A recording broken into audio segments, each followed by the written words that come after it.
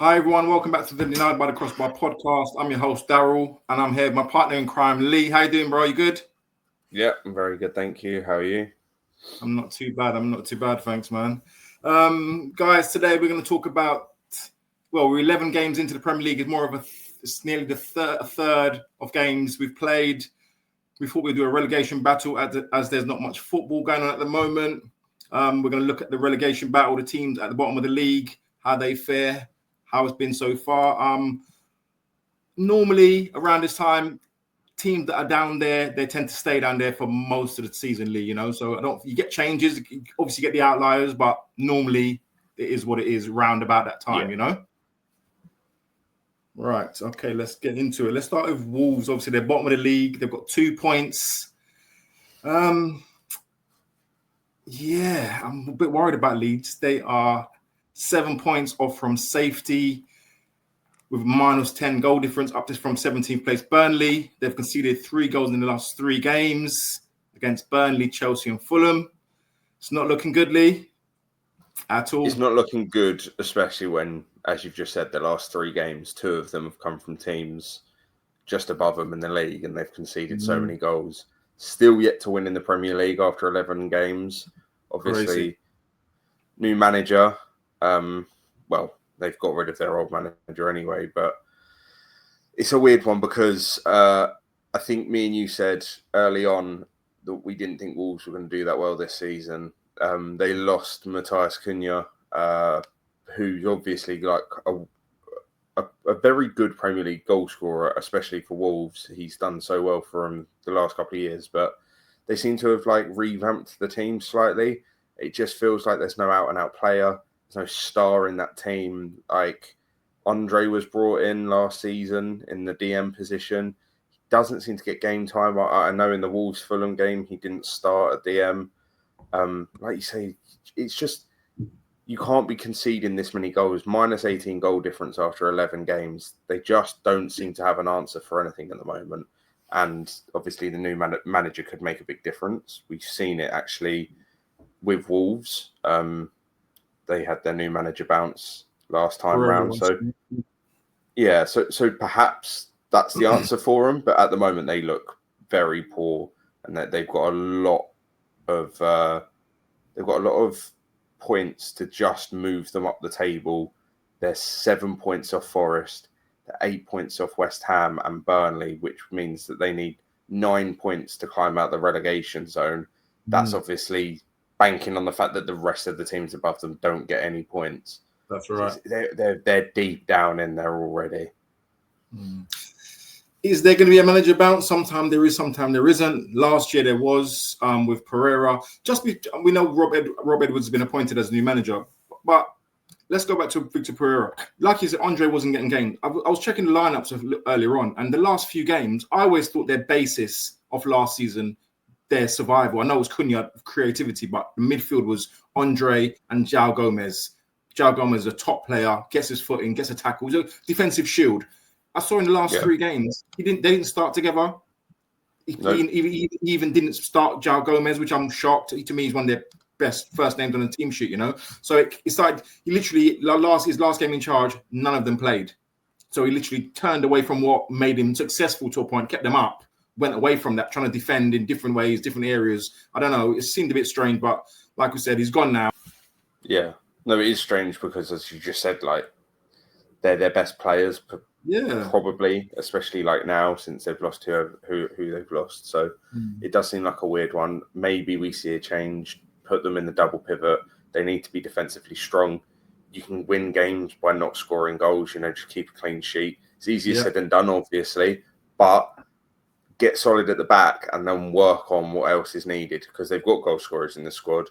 And if they can keep a clean sheet or just, it's not even keep a clean sheet. It's just when you concede in 3, it's just not good enough. Like, you've just got to sort that out as soon as possible as well.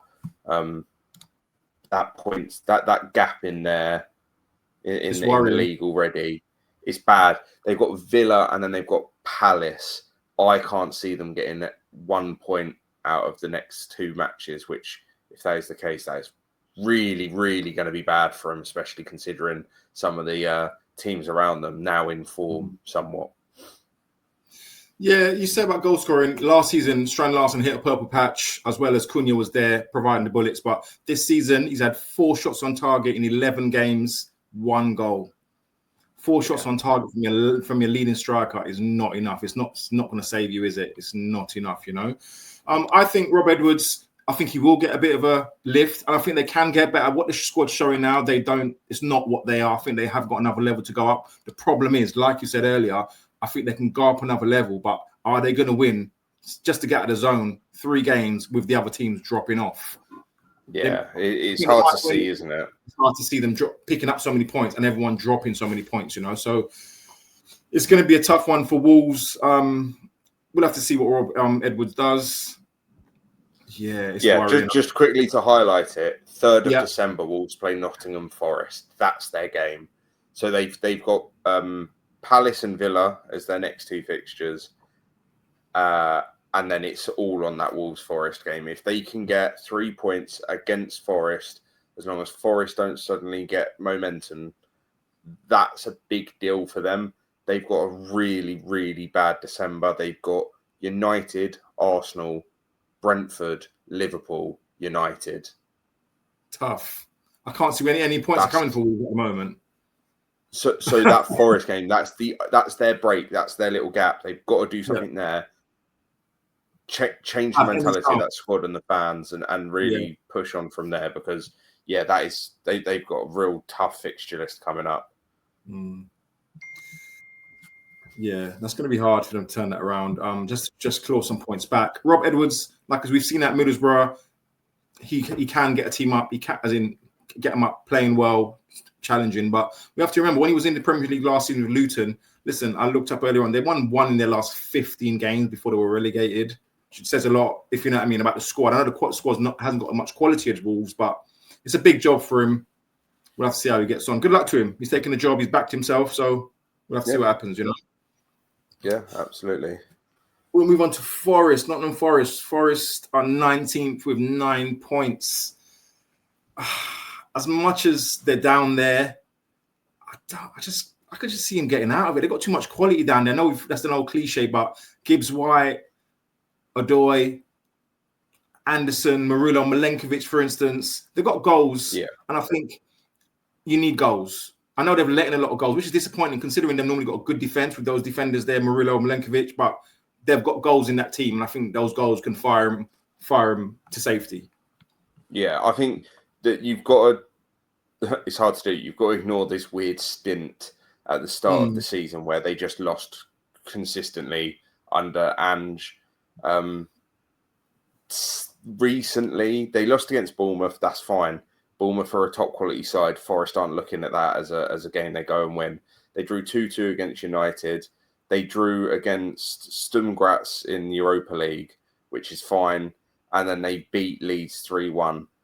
They're changing what they're doing, clearly. Sean Dyche has got something else happening. He beat Porto as well. I didn't mention that. That was before the Bournemouth game. So they're back in a winning way. The draw against Manchester United is massive. That's a point that they didn't need.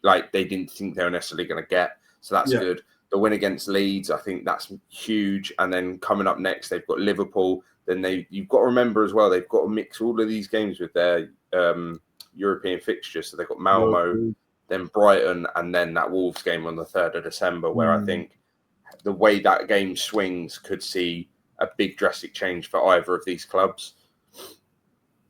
Yeah, I think you can see that Sean Dyche. What I was reading earlier, Ange hasn't actually got a set-piece coach. He just lets his normal coaches do the job. And I've read that Sean Dyche does his own set-piece coaching. He's actually a set-piece coach as well as a manager. And as we can see with Burnley in the past, strong on defensive situations and set pieces. Everton last couple of years ago, strong on defensive situations and in set pieces. I think he's, like you said, he's starting to make them harder to beat. Still conceding a few, but I think defensively they'll do better. You know, I think they'll be better. They've got goals in that team. You know, Chris Woods, like I said, now I think they've got a manager that will play to his strengths, which and was the total opposite.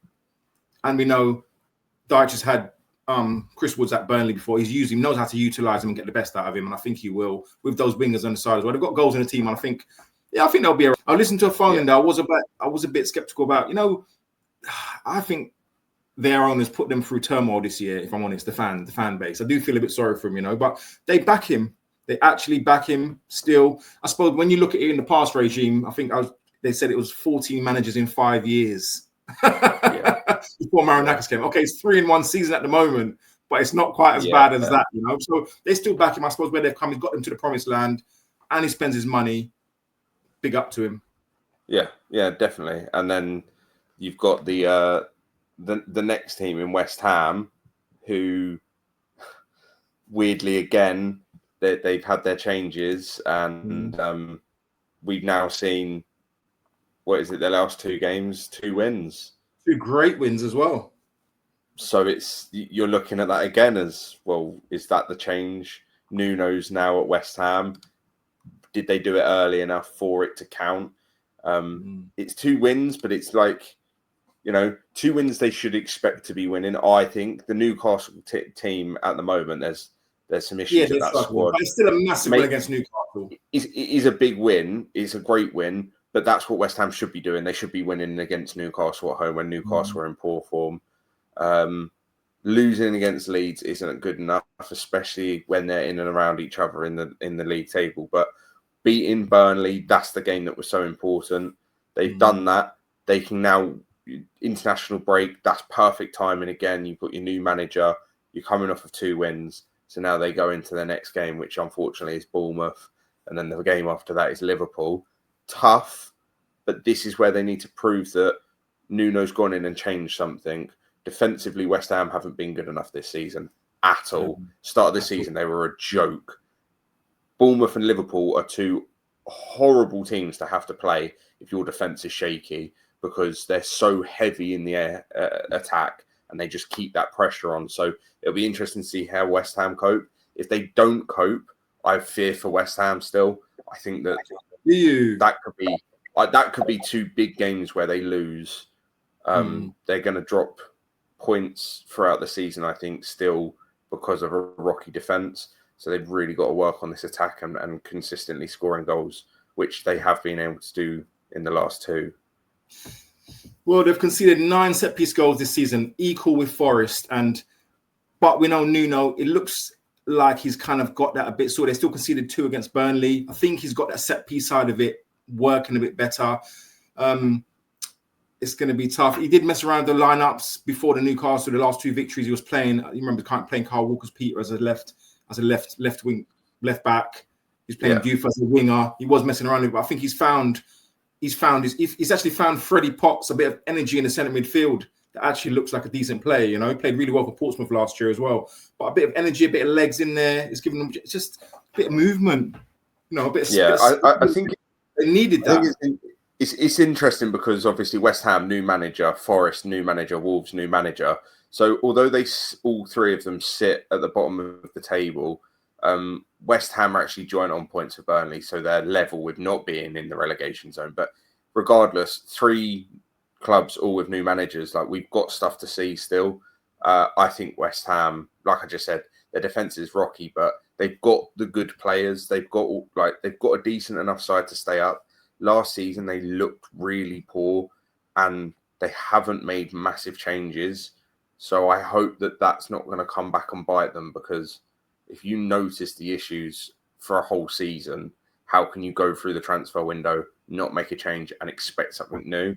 But Paqueta, someone like that is so key to that team. And I just can't see how with Bowen, Paqueta, Falkirk, I even think, like, these are the players that should be just being able to score out of nothing sort of thing. That should be enough to keep West Ham out of the relegation zone by the end of the season, hopefully. But their defence it's rocky. It's really not good enough. I think they've got enough quality. I think Somerville's really come on this season. He's really starting to show his class a little bit. He's really inventive.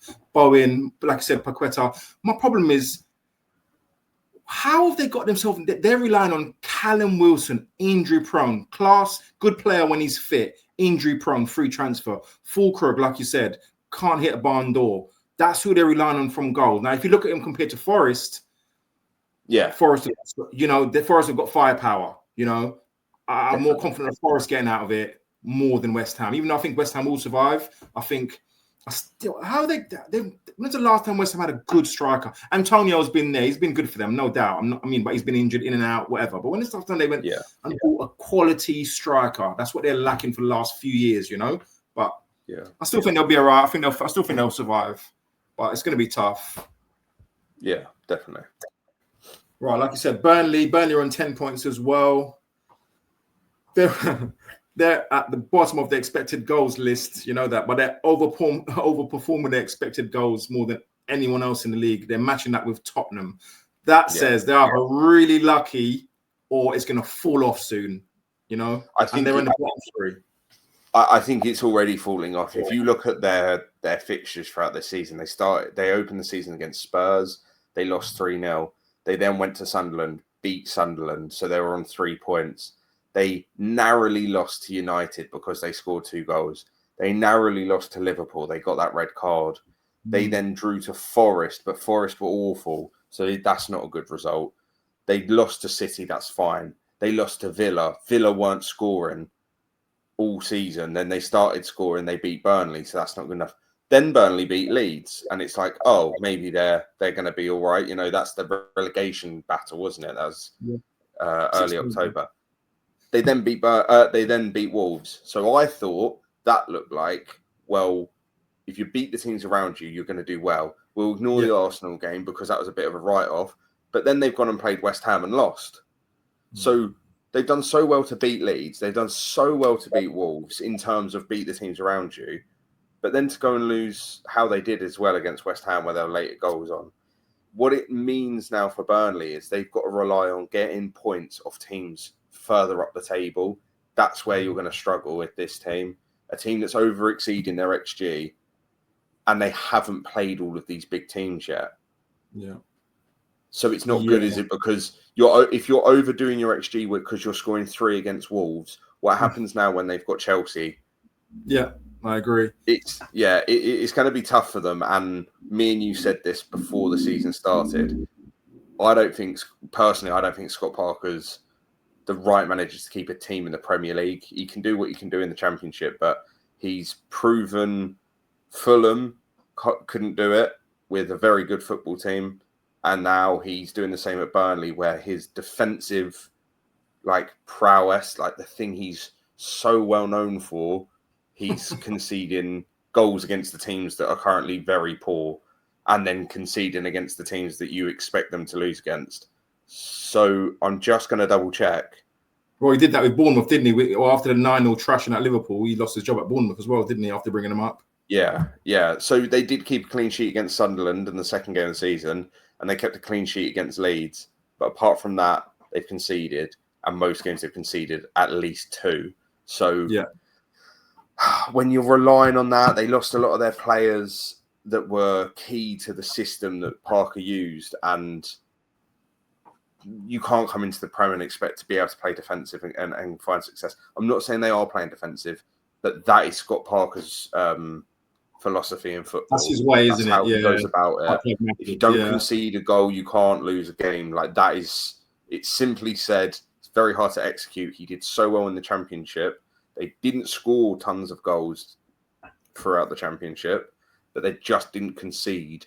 So then you move up to the Prem, and the quality is so different. So I think Burnley, they're going to really struggle to find a run of form and get themselves out of the relegation, especially when the teams below them, I think, are currently now finding form and will push on. Yeah, I totally agree. I'll be honest. I think Burnley are going to go down. I really do. I don't think they score enough goals. And like I said, I was expecting goals that cannot continue. That will just fall off soon, which it already is, to be honest with you. Right, we'll go to Leeds. Leeds are on 11 points, 1 point above. They're in 16th place. I thought Leeds started the season not too badly. They lose 1, they lose 2, then they get a victory. So they were doing all right. But there's a lot of news coming out at the moment about they're looking at Farker. We discussed it in the beginning of the season. Same as Scott Parker, really. Have they got the credentials to manage in the Premier League? They're saying they're going to give him another couple of games, then they might pull the trigger. If you let them stay, the owner came out and backed him earlier on the season. I think you give him till Christmas, and if they're still there, they've still got a chance in Christmas. to get them. Listen, they spent so much money. They brought in so many players as well. You know, they're relying on Calvert-Lewin to score goals. Injury prone, cannot even hit the target in most of these games. They've got Okafor, and I said to you earlier, I think he's got something like 8 goals in the last 2 or 3 seasons. He's meant to be getting them goals. He can't even stay fit. Every game it's a worry. Is he going to be fit for the next game? So the people there, the strikers they're buying to score goals aren't even fit. Pirro, who's top scorer last year, we knew that he wasn't really Premier League ready, you know, quality. Yeah. So they're struggling. You can see it in their fixtures. Opening day of the season, they beat Leeds 1-0. They then lose 5-0 to Arsenal. Knocked out of the cup by Sheffield Wednesday, a team that looked like they could be liquidated if things don't change soon enough. Yeah. Leeds Newcastle was 0-0, so they didn't score again. Fulham Leeds, they didn't score. They played Wolves and beat them 3-1, but it's Wolves. Yeah, and then it's a draw. Then it's a loss against Spurs. Then Burnley beat them. So again, it's like, and they didn't score. That was 2-0 Burnley won. So they're struggling so much to score. They beat West Ham 2-0. Then they lose 3-0 against Brighton. Then they lose against Forest. Like, it's exactly what you said. Who's meant to be scoring these goals for them? You're in the Premier League. The defenders you're playing against are some of the best in the world. You can't be coming up, and this is the issue with promoted teams at the moment. And we've seen a long run now in the Premier League where the newly promoted teams go straight back down. Sunderland, I'm certain are going to break that curse. But I think Leeds and Burnley really need to be careful because their squad isn't a Premier League squad. And the difference between the Championship and the Premier League is so big. And we're seeing it because Leeds are going against Brighton, who I'm not saying it Brighton is in their bad. I'm saying it because it was their second to the last fixture. They're getting beat 3-0. They didn't look good in that game. Brighton had a comfortable win. They had 2 shots on target, Leeds. It's so far from enough that it's not even competitive at that point. And they're only 16th because the teams below them are so poor that the teams below them have changed manager. And the teams below them look like they've got something that could change now. So you say about Leeds looking at a new manager. When, like, how long do you leave it? Because if you now leave it until the Christmas break, that's too late. I think if their form continues, they'll be bottom. If not, they'll be 19th, just above Wolves. Because I think West Ham are going to be able to gain some points over Leeds now. And Forest. And there's 1 point. There's only 1 point between them. And Forest, there's 2 points. So it's so tight that Leeds need to be looking that they can't actually afford to drop a point because as soon as they do, they're going to be in the relegation zone. And this is their issue. They can't score goals. So they, I don't know. It's a hard one. It's a major problem because they don't look good in either department. And it's the same as Burnley, I think, at the moment. They just don't seem to have anything going for them at the moment. It's funny because when we did our predictions earlier in the season, we did predict both of them to go back down. But we said only play more of a pragmatic defensive football and they don't score enough. We gave Leeds a better chance of staying up because they were scoring last season, top scorers, scoring goals wildly. And look what's happened. They're both playing the same style of football, but none of them can do either score or defend. It's crazy, you know? Right, we'll go to 15th. Lee, I'm sorry about this, but Fulham are on 11 points. We have to say they're in a relegation battle. Listen, I think the squad's too good. We've heard that many a times, but we have to talk about them because they are level on points with Leeds. A lot of rumblings about Marco Silva. We don't know if they're saying that he won't commit to a contract because he wants money. They want to spend. They're saying we won't spend if you're not going to commit. Back and forth. What do you think? You're a long-time Fulham, you're a lifetime Fulham fan. What's your opinion on this? Well, today and yesterday, it's been announced that our owner came to London. He lives in America. He came over to London for the reason of he needs to negotiate a contract with Marco Silva. The contract's now been written up. Apparently, it's one of the most lucrative offers he's ever been offered. He was offered Saudi jobs more than once. So I imagine this is going to be record-breaking for Fulham. And he'll probably end up being one of the highest paid managers in the Prem, which is ridiculous to say. But I do think that's going to happen. I think that he has so much of a positive reputation at Fulham that he's absolutely fine. I don't think there's a risk of us getting rid of him this early on in the season. And I don't think we're at panic station yet because of the fixtures We've got played. 1 win in 4 or 5, though, you know. But the teams that we played and the games we played to lose aren't an issue. We played Wolves and beat them 3-0. We lost against Newcastle. We wouldn't expect to beat them. We lost against Arsenal. We wouldn't expect to beat them. And we played very well against Arsenal. A draw would have been a fair result. We lost against Bournemouth at home. At Bournemouth, sorry. Wouldn't have expected to beat them. The Villa game came at a bad time for us because Villa were in such poor form that it was a make or break game for them. But at the same time, if you looked at Villa last season, wouldn't really expect it. So in the fixtures that we played last season, we only got, I think it was 3 points. Right. Okay. So we're not necessarily underperforming last season. Our issues that we've got is the way our fixtures have been laid out. So we've already drawn against United. That's a good result. We've then lost against Chelsea at Chelsea. We always do. I was unlucky as well. It was unlucky. Exactly. Yeah. We had some at the start. We drew against Brighton. There were VAR problems. Obviously, Chelsea, we had an apology from the PGMOL. We beat Brentford. They're our local rivals. That's a good game for us. That's a good win. The Villa game, I think, is poor. The Everton game that's just happened, I think, was poor. But realistically, the teams and our fixtures currently, we're not at panic stations yet. I think we're at panic stations when it gets to Christmas. If we haven't beat West Ham, Forest, Burnley, if we haven't got a point at City or Palace or Spurs, then there's an issue. But if the owners are backing Silva and Silva signs the contract, that is a guarantee that we spend money in the January transfer window. The rumours are that we've agreed that a striker and a centre mid will be signed. So, I'm so much more of the opinion at the moment that don't push the big red panic button yet. You've got to leave it. We've got easier fixtures coming up.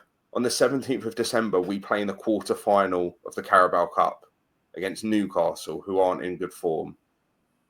So right now, keep Marco Silva. He's a man that's passionate. He wants to win a trophy at Fulham. We've got a squad that have been around for a long time now, and a couple of new players that I think are our standouts. So I think Fulham will be okay by the end of the season.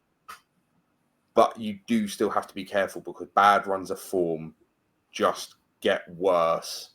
You have to find that break. And I think this is the issue with everyone at the bottom at the moment is they're losing a game, maybe 2 in a row, and the fixtures just haven't lined up very nicely.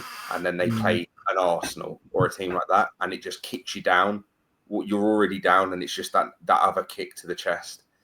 It's a real pain for Fulham at the moment. But I trust that the owners are doing the right thing. They've come over to talk about this during international break because if the agreement is that Marco Silva doesn't want to sign, we then will have to get rid of Marco before January so that we can invest in a new manager. That hasn't happened. So I believe that they're backing him in January, which then for us as fans, that's all we want. We need this striker and we need this centre mid. I really rate Marco Silva. I really like what he's done over the last few years. We said that he's nearly got you into Europe as well, challenging that top 10, you know. And cup finals, like we've challenged so much in cups. Yeah, recently. No, I really rate him. I don't personally think he should lose his job. I think he should back him. But would you hold off the contract talks for now because of this bad run of form? Because this could, I'm just saying, sometimes these run could go on to, it could be 8 games. But we haven't had a bad run of form. And what I mean is, like, it's a bad run of form, but when you look at the fixtures, in context, we look at the teams Everton, we lost against Everton, but then before that we beat Wolves 3-0. Yeah. So I don't know if we're looking now. We've had a really poor start to the season. Where do we want to finish? We want to finish mid-table and not feel pressure late on in the season. Let's just be comfortable. We messed up. Last season, we messed up. We keep doing it. We keep looking good and then dropping at the end of the season. So if we've dropped at the start, let's now push on, play some good football. Yeah, let's get a striker. Easier said than done. We know that we need a centre mid because we have no depth there. get that sorted. That's January done, and hopefully we can just sit mid-table and start afresh with Marco Silva and get some investments in, because we've got some new players. Kevin is our record signing. He looks quality. Started to play him a bit more now, and then look what's happening straight away. Liverpool are jumping in and are trying to snatch Kevin up. We've only had him a couple of months. So we're clearly doing something right in that department because we're getting the right players. So now we need to get the striker, the centre. You need that striker, bro. You need those goals. Exactly. Man. Yeah. We're lacking big time. We've also got some awful injuries at the moment. Last year, nominee for Team of the Year was Anthony Robinson. He's not started a game of football for Fulham yet. Crazy. So he's got a serious injury. Or not? They don't know when he'll be back. Our striker's out until the new year. Rodrigo Muniz. So we've got problems, and then on top of that, like you say, like we haven't had a good start to the season. So I've gone on a little bit there, but Fulham's the club, obviously, like you said, like that's my team. So a little bit biased there. Yeah, that's cool. I think right now, don't push the big red button that says Marco Silva. It's all gone wrong. Get Sam Allardyce in relegation battle. Guys, unfortunately, Lee's Wi-Fi has dropped out, so he cannot finish the podcast. No worries. I think Fulham comfortably finished 9th, 10th in the Premier League. My predictions I will be going down will be Wolves, then Burnley, then Leeds, unfortunately. There are a few teams down there. It does make it more exciting. This time last year, all three teams, we kind of knew who was going down more or less already. In the last 2 seasons, all the 6 promoted teams have gone down. We're hoping, I think Sunderland I'm sure they will be fine. It'll be nice if one of them can stay up. It helps the Premier League with it being competitive. It's the challenge and it's more entertaining for fans alike ourselves. I think it gives hope to the promoted teams looking to come up to the Premier League, knowing that they can have a good go at it and they might survive. So yeah, as a whole, a relegation battle is more entertaining. The more teams are down there, the more teams in the mix makes it more exciting. We'll have to see who stays up, who goes down. Good luck to all the teams. Guys, thank you so much for your support on all our platforms, on TikTok, on Instagram, obviously on YouTube. If you're new to the podcast, please like and subscribe to the channel. If you can, comment. It really helps the algorithm, helps the channel grow. Really appreciate all your support. Next week, we've got some Premier League games. We'll have the Premier League weekly show. Speak to you soon. Take it easy. Thanks.